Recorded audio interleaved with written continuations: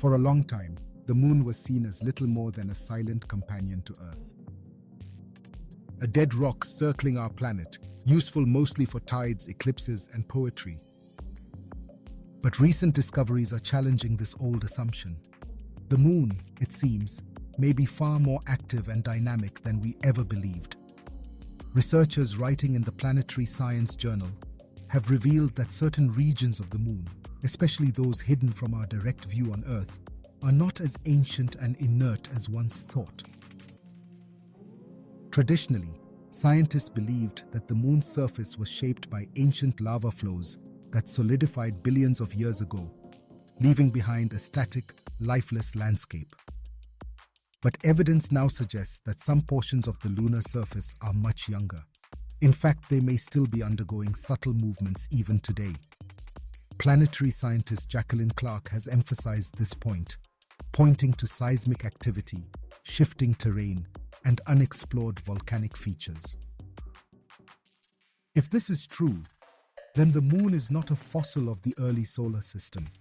It's a living geological body, with hidden processes that continue to shape its surface. To grasp the magnitude of this, consider how our view of the Moon has changed.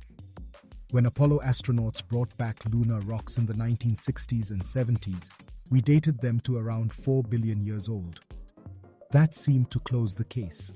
The Moon was ancient, its volcanic heart long extinguished. But more recent missions, including data from NASA's Lunar Reconnaissance Orbiter and China's Chang'e program, have revealed basalt plains and volcanic domes that may be only a few 100 million years old.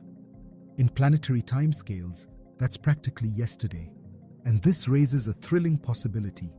If parts of the Moon are geologically younger, then the forces that created them might not be entirely dormant. The discovery of so-called moonquakes, recorded by Apollo seismometers, already hinted at tectonic shifts. Some quakes were shallow and could not be explained by simple cooling of rock. They suggest internal stresses still at work. The lunar crust is literally cracking and shifting under the pull of Earth's gravity and its own cooling interior. The implications are profound. For planetary science, it forces us to rethink the Moon as a dynamic body with an unfinished story.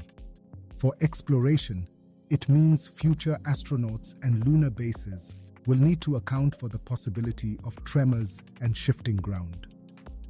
And for our search for life beyond Earth, it offers an intriguing comparison. If a small, airless body like the Moon can retain activity for billions of years, then worlds like Mars or Europa might be far more dynamic than we think.